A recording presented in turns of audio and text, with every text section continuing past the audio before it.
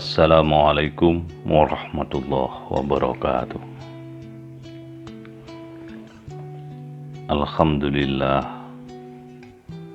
bersyukur kepada Allah karena nikmat yang Allah curahkan kepada kita sungguh luar biasa. Mari kita hayati nikmat Allah sedemikian banyak ini, supaya kita menjadi pribadi yang tahu diri bahwa Allah Subhanahu wa Ta'ala memberikan kepada kita tanpa berharap balasan. Allah hanya menyatakan la in syakartum la azidannakum wa la in kafartum inna adzabi lasyadid. Barang siapa mensyukuri nikmat Allah ditambah kenikmatan yang lain, tetapi kalau kita mengkufurinya,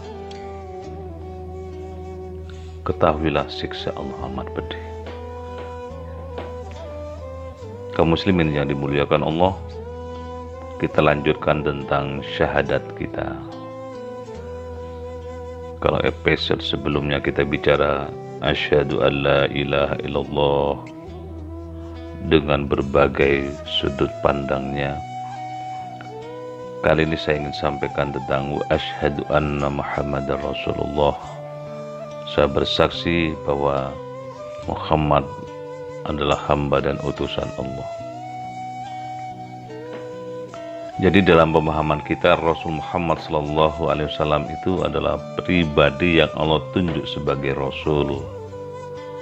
Tentu saja tujuannya sebagai contoh teladan buat kita dalam kehidupan tentang perilaku Quran. Jadi Nabi Muhammad itu adalah contoh bagaimana mewujudkan Quran dalam kehidupan ini. Itu yang antara lain dinyatakan oleh Aisyah, khuluquhul Quran, akhlak beliau itu Al-Quran. Dan apa saja yang beliau miliki, ya sifatnya orangnya jujur, sidik, amanah, tabligh, fatona, sama-sama paham. Jujur, amanah, transparan, dan cerdas. Dan Rasul punya kebiasaan-kebiasaan indah yang perlu kita tiru dalam hidup ini. Pertama, Nabi itu tidak pernah meninggalkan sholat tahajudnya, sholat malamnya.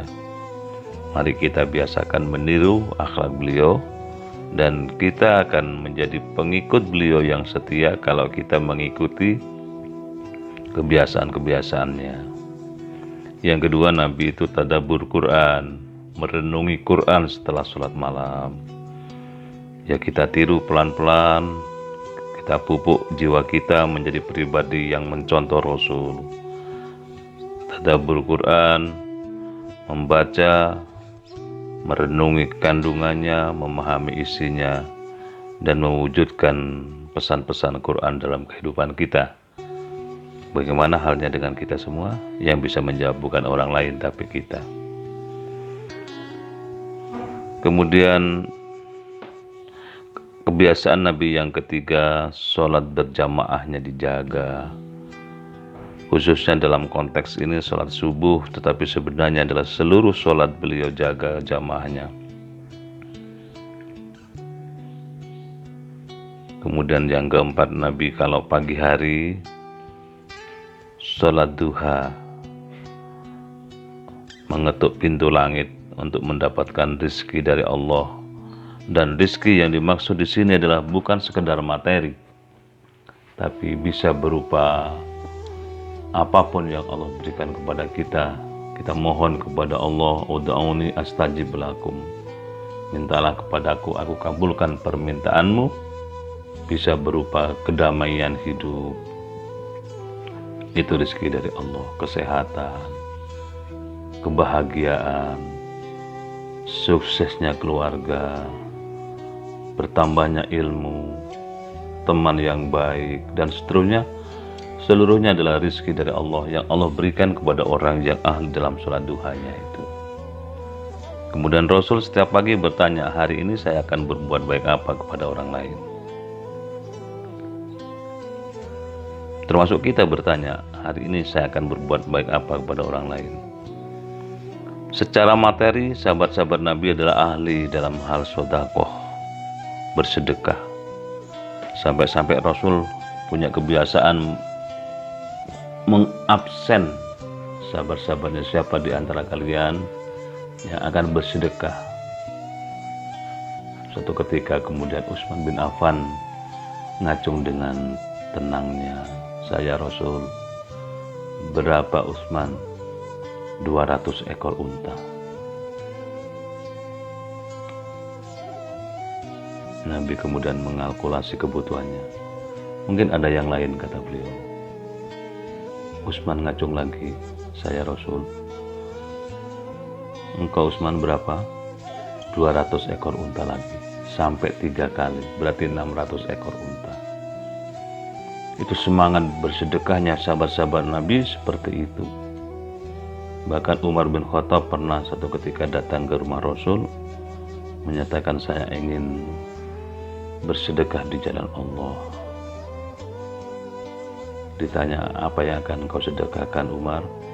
"Separuh dari kekayaan saya akan saya berikan kepada Allah." Mantap banget. Kemudian Abu Bakar pernah dalam sebuah majelis ditanya oleh Rasul, "Siapa di antara kalian yang akan bersedekah di jalan Allah?" Abu Bakar ngacung, "Saya Rasul."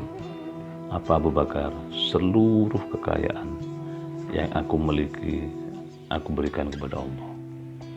Nabi balik tanya, "Engkau kan punya keluarga Abu Bakar?"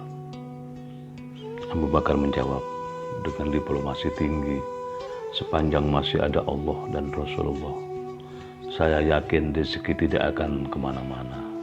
Allah akan memberikan rezekinya kepada saya." Di kali lain ada seorang nenek tua yang bertanya kepada Rasulullah, "Apakah Allah menerima sedekah saya ya Rasulullah? Apa yang akan kau berikan?" "Ini," katanya sambil menunjukkan genggamannya, "ini yang akan aku berikan kepada Allah." Setelah dibuka berisi 1 biji kurma yang sudah kena keringat, diberikan kepada Nabi. Nabi menyatakan, "Sedekahmu ini dicintai oleh Allah." Maka kemudian Rasul setiap hari bertanya, "Hari ini saya akan berbuat baik apa kepada Allah, kepada orang lain?" Kalau tidak punya pikiran yang positif, ya dengan ucapan-ucapan yang menggembirakan. Syukur-syukur kalau punya materi yang diberikan kepada sesama manusia. Terlebih dalam suasana yang banyak corona ini, mari kita berbagi kepada sesama yang sangat membutuhkan karena tidak bisa bekerja secara leluasa. Yang keenam, Nabi punya kebiasaan kalau batal Nabi itu wudhu lagi. Batal wudhu lagi, batal wudhu lagi, itu Nabi. Ya syukur-syukur kalau kita bisa bertahan dalam kesucian hadas kecil, dijaga tidak gampang batal. Kemudian kalau batal mencoba membiasakan wudhu lagi, sehingga kita menjadi orang yang terjaga kebersihan dan kesuciannya. Insya Allah kita akan dilindungi oleh Allah, dijaga oleh malaikat dan seterusnya. Ini pemahaman kita terhadap syahadat, pernik-perniknya masih banyak hal yang harus kita kaji dari pribadi Rasul Muhammad SAW yang dikagumi dunia. Nabi itu ditulis oleh para pakar sejarah, dari pakar macam-macam sudut pandangnya, kitab-kitab atau tarikh, buku-buku tarikh tentang pribadi Nabi tidak pernah ada hentinya, terus bertambah. Sudah 15 abad tetapi terus dikaji, tambah menarik. Kalau kita kemungkinan besok kalau ditulis oleh orang itu hanya 3 kata. Tanggal lahir berapa, wafat tanggal berapa, kemudian nama siapa. Tidak terlalu banyak. Itu pun kadang-kadang kita sangat berharap Allah tempatkan di tempat yang terbaik. Tapi apapun yang terjadi mudah-mudahan Allah kabulkan, karena di hati kita ada tekad ingin mencontoh Rasul Muhammad SAW sebagai syahadatain yang kedua. Terima kasih. Assalamualaikum warahmatullahi wabarakatuh.